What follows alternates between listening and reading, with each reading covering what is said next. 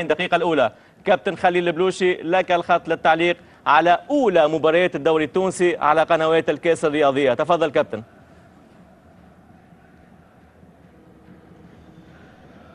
شكرا للزميل هيكل.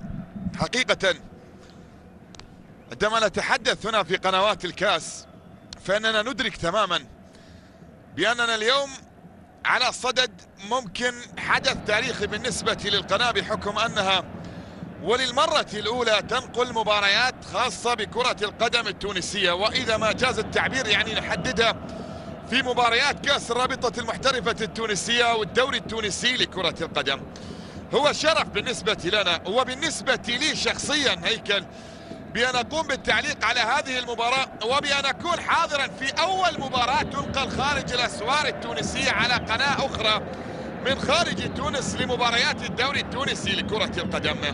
هو الكلاسيكو، وأي مباراة نتحدث قبل البداية والانطلاق أتوجه بالشكر أيضا للكباتن سامي الطرابلسي وعادل السلمي.